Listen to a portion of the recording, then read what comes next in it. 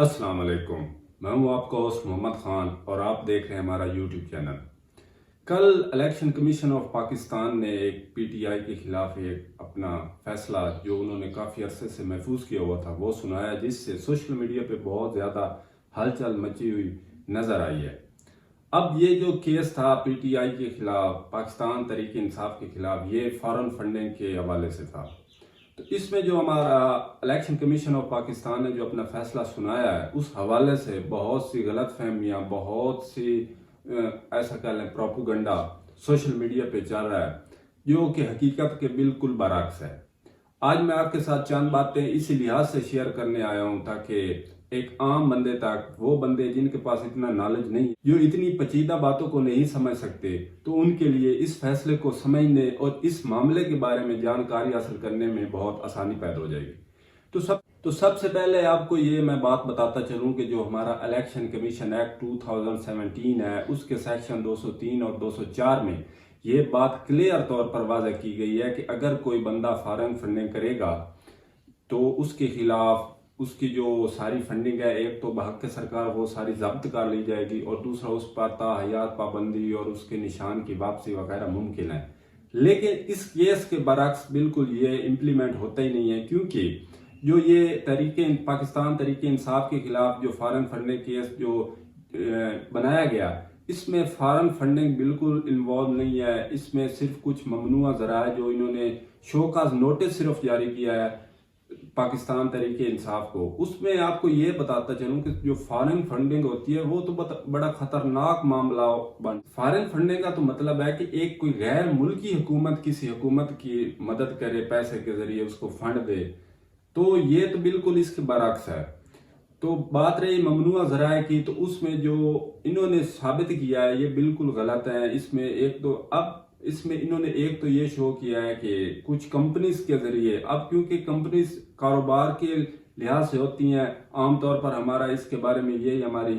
ایک کانسیپٹ ہے کہ ایک کمپنی کاروبار کرتی ہے، اگر کسی ملٹی نیشنل کمپنی سے اگر کوئی فنڈ لیتا ہے پاکستان میں تو وہ بھی بالکل ممنوع ہے، اس کی اجازت بالکل اسٹیٹ اس کو نہیں دیتی، کیونکہ جو ملٹی نیشنل کمپنی ہوتی ہے وہ فنڈ اس لیے دے گی کیونکہ وہ اس سے فائدہ اٹھائے گی۔ تو یہ جو کمپنیز کے نام آئے ہیں، یہ کمپنیز بالکل بنی ہوئی ہیں اور یہ انٹرنیشنل لیول پر فنڈ اکٹھا کرتی ہیں، کیونکہ جو انٹرنیشنل لا ہے وہ اس وقت تک فنڈ وہاں جمع نہیں کر سکتا بندہ اپنے اوورسیز پاکستانیوں سے، یا جب تک کوئی کمپنی کاروبار نہیں کرتی۔ اس کا مقصد صرف اور صرف فنڈز اکٹھا کرنے ہوتے ہیں، اور یہ اپنی جماعت کے لیے، اپنی کسی کارپوریشن کے لیے یہی کام کرتی ہے، جو کہ امریکہ میں بنی ہوئی ہیں۔ LLC کے نام سے یہ کمپنیز ہیں، امریکہ میں کام کر رہی ہیں، اور وہ فنڈز پی ٹی آئی کو، پاکستان تحریک انصاف کو دے رہی ہیں۔ آگے جو شو کا نوٹس جاری کیا الیکشن کمیشن آف پاکستان نے، اس میں جو چند نام تھے جن بندوں کے، اوورسیز پاکستانیوں کے، وہ کھل کر سوشل میڈیا پر وہ آئے ہیں، انہوں نے خود اس بات کو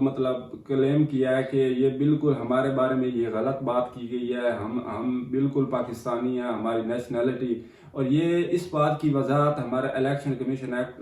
2017 میں بالکل کلیئر ہے کہ ایک بندہ جس کی ڈبل نیشنلٹی جو رکھتا ہو اور اس سے فنڈ لینا کوئی جرم نہیں ہے، وہ فنڈ دے سکتا ہے۔ اور جب سے یہ فیصلہ آیا تو اس کا رد عمل اوورسیز پاکستانیوں نے یہ دیا کہ وہ پہلے سے بہت کئی گنا زیادہ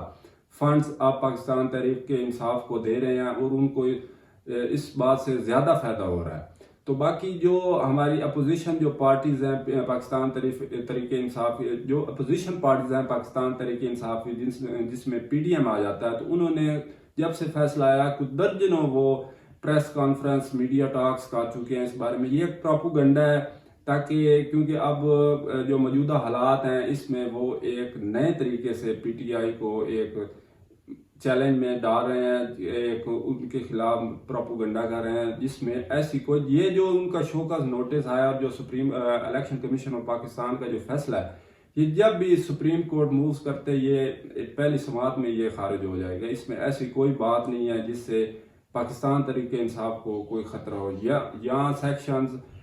263 اور 62 بالکل نہیں اپلائی ہوتے ہیں پاکستان کے، یہ بالکل ان کے برعکس ہے۔ یہ فیصلے کے مطابق جو اس میں بات ہے، اس میں فارن فنڈنگ کا کوئی معاملہ نہیں ہے، کیونکہ یہ ممنوع ذرائع سے نہیں لی گئی، بالکل اوورسیز پاکستانیوں نے دی ہے۔ اب اس میں 2-3 چیزیں جو میں نے سوشل میڈیا پہ خود دیکھی، اس میں جو میں نے خود دیکھی ہے وہ ایک تو یہ سوشل میڈیا پہ پوسٹ میں نے دیکھی ہے کہ کوئی بھارت کی خاتون ہے جس نے P T I Pakistan Tehreek Insaf کو فنڈنگ کی ہے،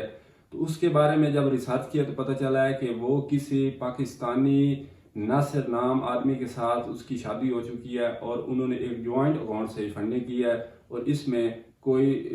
غیر قانونی بات نہیں ہے، لیکن بات صرف انہوں نے 1-2 پورشنز بنا کر ان دونوں کو الگ الگ کر دیا ہے۔ اور ایک میم جو میں نے خود دیکھی ہے وہ یہ ہے کہ کوئی بھلوال کی کمپنی انہوں نے فنڈنگز کی، تو Pakistan election commission of Pakistan نے اس بھلوال والی کمپنی کو امریکہ سے تشبیہ دے دی، اور اس وجہ سے وہ میم بھی بہت زیادہ چل رہی ہے۔ تو ایسی بہت سی غلطیاں، یہ جو 68 صفحات پر مشتمل فیصلہ ہے، اس میں ہزاروں غلطیاں انہوں نے ایسی دی ہیں جس کی وجہ سے اس فیصلے کا کوئی زیادہ اثر انداز یہ نہیں ہوگا، اور اس کا بہت جلد ہی آپ کو اس کے بارے میں صحیح آگاہ